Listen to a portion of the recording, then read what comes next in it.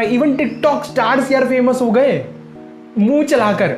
But ये है कि उन्होंने कंसिस्टेंटली वो काम कर दिया। और टिकटॉक को चाहे हम कितनी गालियां क्यों ना दे दें, बंदे कंसिस्टेंट रहे, उन्होंने अपने आप पर विश्वास रखा, अपने आप पर बैकिंग रखी कि लोग मुझे चाहे कुछ क्यों ना बोले, मुझे ये चीज़ करनी है तो करनी है। हे गाइस व्हाट्स अप, कैसे हैं आप सब? मैं हूं आप लोगों का होस्ट और दोस्त उज्जवल शर्मा। तो दोस्तों, रिजल्ट आ चुके हैं 10th के भी 12th के भी। आप सभी को बहुत बहुत शुभकामनाएं। चाहे आपका रिजल्ट कुछ भी हो, आप लोगों को बहुत बहुत शुभकामनाएं, क्योंकि ये रिजल्ट आपका फ्यूचर ढंग से डिसाइड नहीं करने वाला।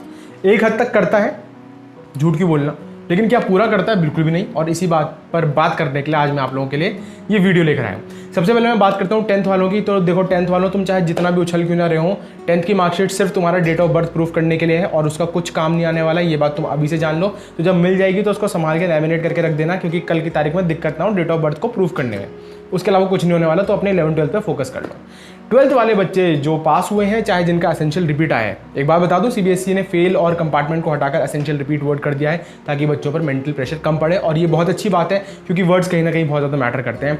बट जो आज का मेन मुद्दा है वो ये है उन लोगों के लिए, खास चाहे वो बच्चे हों फिर चाहे वो पेरेंट्स हो, जो समझते हैं कि अगर हमारे बच्चों के इतने परसेंट आ चुके हैं तो अब उनका भविष्य एक तरीके से डिसाइड हो चुका है, उन्होंने अपनी डेस्टिनी बना दी। क्या होते हैं ये 3 कैटेगरी के लोग होते हैं। मतलब 3 कैटेगरी में बच्चों को डिवाइड करते हैं।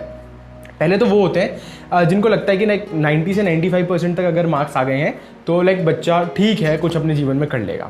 दूसरा ये बोलते हैं कि भाई अगर 95% से ऊपर नंबर है तो ये बच्चे बहुत बढ़िया हैं, इन लोगों का फ्यूचर तो बहुत ही ज़्यादा ब्राइट होने वाला है। तीसरी कैटेगरी के वो आते हैं जो कहते हैं कि अगर गलती से 90% से नंबर कम आ गए तो बच्चों आप लोगों का भविष्य हो चुका है बेकार, आप लोग अब कुछ नहीं करने वाले, आप निठल्ले, निकारा और बिल्कुल बेकार हैं। तो अगर आप लोग भी इस डिवीजन में यकीन रखते हैं तो आप बेवकूफ़ हैं, वो भी इतने बड़े वाले। इस वजह से, क्योंकि शायद आप लोगों ने असली में जीवन का मतलब समझा ही नहीं है। और बुरा मुझे उस बात का लगता है कि बच्चे तो देखो अबोध होते हैं, उन लोगों को ज़्यादा पता नहीं यार स्कूल के बाहर उनकी ज़िंदगी क्या है। थोड़ा पबजी खेल ली, दोस्तों के साथ हंसी मजाक कर लिया, व्हाट्सएप भेज दिया। लेकिन जो पेरेंट्स हैं जिन्होंने दुनिया देखी है, वो अपने बच्चों को इतना प्रेशराइज क्यों करते हैं, मुझे आज तक समझ में नहीं आया। क्या उन लोगों को ये चीज़ नहीं पता कि भाई मार्क्स ही अगर सब कुछ होने होते तो अगर हर सक्सेसफुल बंदा सिर्फ टॉपर होता? मतलब जिसने स्कूल में अपनी 4 किताबें रटकर अच्छे नंबर ले आए तो उसी को सक्सेसफुल होना था। बाकी सारी जो दुनिया घूम रही है वो तो बेवकूफ़ है, उन्होंने तो जीवन में कुछ करा ही नहीं, क्योंकि उनके मार्क्स अच्छे नहीं आए थे। लेकिन माफ़ करिएगा, ये सोच एक्चुअल में चलती नहीं है। और उसके पीछे का रीज़न है, इस वजह से है क्योंकि असल दुनिया आपकी स्किल्स पर ज़्यादा फोकस करती है, बजाय कि आप लोग किसी चीज़ को कैसे रट सकते हैं। और स्किल्स की जहाँ तक बात आती है बच्चों, ये बात आप लोग हमेशा याद रखना कि अगर आप लोगों के पास स्किल्स है ना, आप अपने जीवन में इतना बड़ा मुकाम हासिल कर सकते हो जिसके बारे में आप कभी सोच भी नहीं रहे हो। लाइक प्रेजेंट में तो आप बिल्कुल भी नहीं सोच रहे हो, क्योंकि आप अपने मार्क्स को लेकर या तो दुखी हो या बहुत ही ज़्यादा खुश हो। और इस वजह से ये वीडियो दोनों तरह के लोगों के लिए। देखो, हम लोगों का एक टारगेट रहता है कि हमें एक अच्छे कॉलेज में जाना है, वहाँ पर जाकर पढ़ाई करनी है, वहाँ पर हमें बहुत कुछ सीखने को मिलेगा। बिल्कुल अच्छा कॉलेज, बड़ा कॉलेज, उसका नाम इस वजह से है क्योंकि वहाँ का एनवायरनमेंट अच्छा है, वहाँ के लोग अच्छे हैं, पढ़ाते हैं। बट क्या इसका मतलब ये है कि सिर्फ वही कॉलेज अच्छे हैं, उसके अलावा यूनिवर्सिटीज़, कॉलेजेस कुछ मैटर नहीं करते, या फिर वहाँ पर कुछ होता नहीं है? अगर आप लोग ऐसा सोचते हैं तो आप गलत हैं, क्योंकि हर कॉलेज, हर यूनिवर्सिटी वहाँ पर बच्चों को कुछ ना कुछ बनाने के लिए आगे आती है। वहाँ पर आपको कुछ ना कुछ सीखने को मिलता है। क्योंकि सीखने का मतलब क्या होता है? क्या सिर्फ पढ़ाई, बुक्स, वहाँ पर चीज़ों को पढ़ना, उनसे सीखना, उसको याद करना, लिखना, नोट्स बनाना और उसको बाद में एग्जाम में प्रोड्यूस कर देना, क्या वो लर्निंग होती है? यह एक्चुअल में लर्निंग का मतलब होता है कि आप अपनी सोसाइटी के साथ कितना इंटरेक्ट कर रहे हो, आप लोगों के साथ किस तरीके से घुल मिल रहे हो, आप लोगों को देखकर क्या ऑब्जर्व कर रहे हो, उनसे क्या सीख रहे हो और उन स्किल्स को आप अपने जीवन में कैसे अप्लाई कर रहे हो। और यही चीज़ होती है यार, हर कॉलेज, हर यूनिवर्सिटी अच्छे बच्चे प्रोड्यूस कर सकती है, क्योंकि वहाँ पर बच्चे होते हैं, वहाँ पर टीचर्स होते हैं। और जब बच्चे और टीचर्स का इंटरेक्शन होता है तब जाकर आपको जीवन को एक अच्छे नज़रिए से देखने का मौका मिलता है। और ये बातें आपको अभी समझ में नहीं आएंगी, क्योंकि आपने उस तरीके से इंटरेक्ट नहीं करा। वैसे क्या है, अभी आप लोगों को लगता है कि यार मुझे तो मैथ्स पढ़नी थी, मुझे साइंस पढ़नी थी, मुझे इकोनॉमिक्स पढ़नी थी और इसी चीज़ के लिए मुझे पर्टिकुलर कॉलेज में जाना था। बट जब आप वहाँ पर एंटर करोगे आपको नहीं पता, और मैं गारंटी के साथ कह सकता हूँ आपको ये नहीं पता कि कल की तारीख में शायद आप वहाँ पर थिएटर कर रहे हो, आपको नहीं पता कि वहाँ पर आप डिबेट क्लब से जुड़े हुए हों, आपको नहीं पता कि वहाँ पर आप आर्ट एंड क्राफ्ट क्लब से जुड़े हुए हों, आप वहाँ पर रोबोटिक्स क्लब से जुड़े हुए हों, कोई ऐसी चीज़ कर रहे हो जिसके बारे में आपने सोचा नहीं था। बहुत बच्चे मैंने ऐसे देखे हैं जो अपने बचपन में बिल्कुल पढ़ाकू होते हैं, ऐसे स्कूलों में पढ़े होते हैं जहाँ पर सिर्फ और सिर्फ पढ़ाई होती है, लेकिन जैसे ही वो कॉलेज में स्विच मारते हैं उसके बाद उनका जीवन पूरा चेंज हो जाता है, क्योंकि वो एक ऐसी लाइन पकड़ लेते हैं जो वो दिल से करना चाहते थे, जिसको करने के लिए उन पर कोई प्रेशर नहीं था, जो करते हुए उनको मज़ा आता था, उनको लगता था कि टाइम कहाँ चला गया मुझे नहीं पता चला। यही मज़ा, यही स्किल्स, यही मनोरंजन, ये आप लोगों के लिए ज़रूरी है। क्यों कहते हैं कि आप अपने पैशन को प्रोफेशन बना लीजिए? इस वजह से, क्योंकि आपको वो चीज़ करने में मज़ा आती है। और देखो, सक्सेसफुल बंदा वही हुआ है जिसने हर काम को मज़े के साथ एंजॉय करते हुए करा है।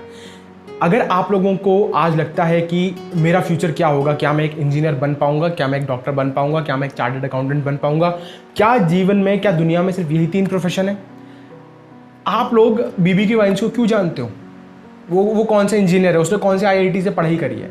कैरी मिनाटी को क्यों जानते हो? क्या उसने, वो तो कॉलेज भी नहीं गया। आप फ्लाइंग बीस्ट को क्यों जानते हो? क्योंकि वो आईआईटी में गए थे? क्या वो पायलट है या फिर वो एक ब्लॉगर है इस वजह से? मुंबई के निखिल को क्यों जानते हो? इसको भी छोड़ो। कहते हैं कि आईआईटी में जो बच्चा पहुंच गया भाई उसका तो इंजीनियरिंग करियर सेट है। विपुल गोयल का नाम सुना है? आईआईटी बॉम्बे से पढ़े हैं और एक्चुअल में क्या करते हैं वो? कॉमेडियन।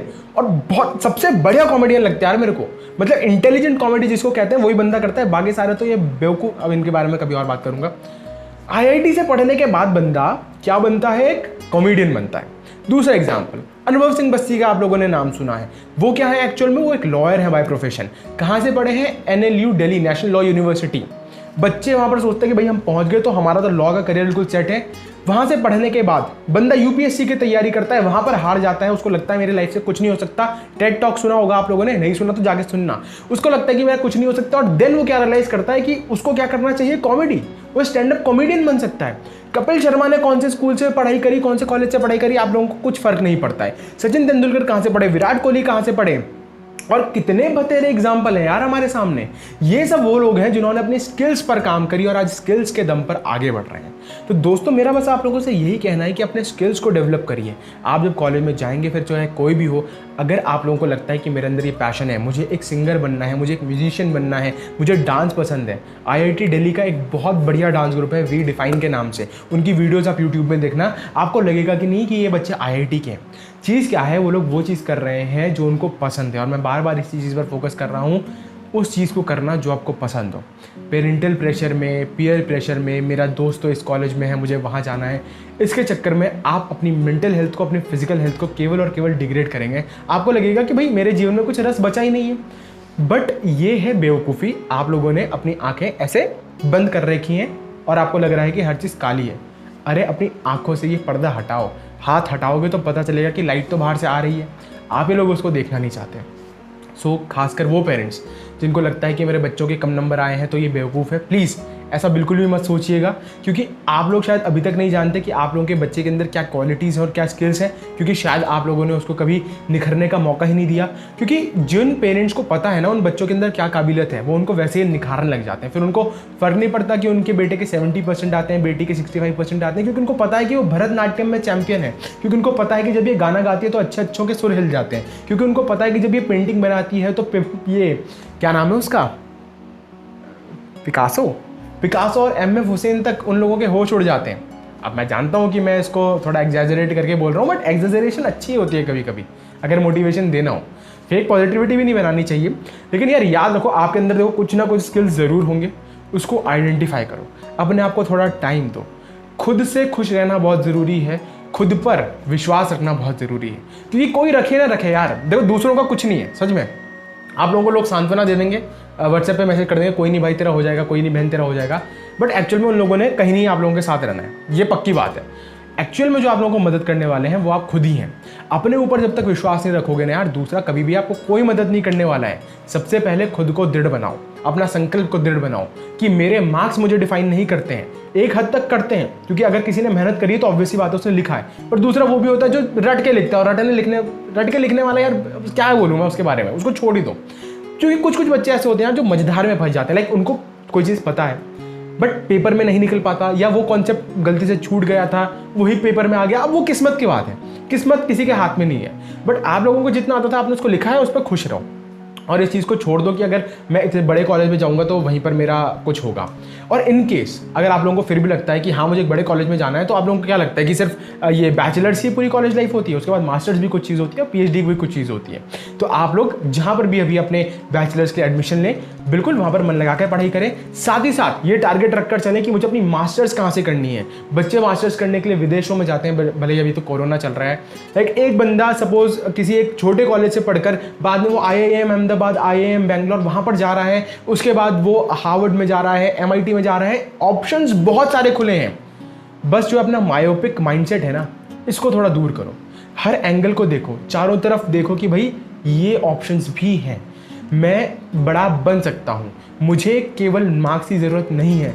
क्योंकि सच बता रहा हूँ, 3 साल बाद, आज से 3 साल बाद तुम्हें खुद ये रियलाइज़ नहीं होगा कि मेरे कितने मार्क्स आए थे, और तुम्हें लोगों को कुछ फ़र्क नहीं पड़ेगा कि 12th में तुम लोगों ने क्या करा था। क्योंकि अब जो तुम करने जा रहे हो ना, वो तुम्हारी एक्चुअल में जीवन को डिफाइन करेगा, वो बताएगा कि तुम लोग आगे क्या करने वाले हो।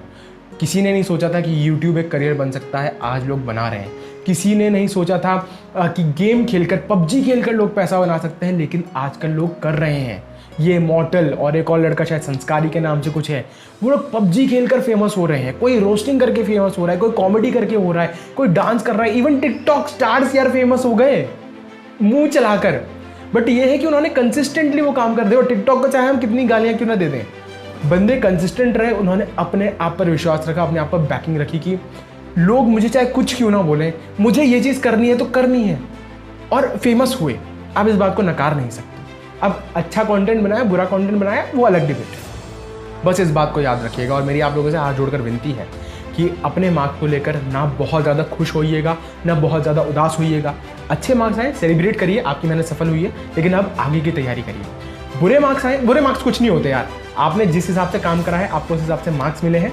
उस चीज़ को लेकर खुश रहिए कि मैंने जितना करा मुझे उसके हिसाब से मार्क्स मिले। अगर आपको लगता है मेहनत ज़्यादा करिए और मार्क्स कम आए तो रीचेकिंग के लिए अपनी कॉपी दीजिए। बट अपने ऊपर विश्वास रखिए कि अब आगे मुझे क्या करना है, क्योंकि आगे मंजिल बहुत ज़्यादा, ये तो सिर्फ शुरुआत है। अभी लाइफ बहुत आगे है यार। आप लोगों ने बहुत कुछ हासिल करना है, बहुत कुछ अचीव करना है। अपने ऊपर विश्वास रखो। पेरेंट्स, अपने बच्चों पर विश्वास रखिए, ये आप लोगों का नाम ज़रूर रोशन करेंगे। इनका साथ दीजिए, इनके साथ खड़े रहिए, इनका फ्यूचर बहुत अच्छा होगा। अपना ध्यान रखिएगा और ऐसे ही दूसरों को भी मोटिवेट करते रहिएगा। जय हिंद, जय भारत।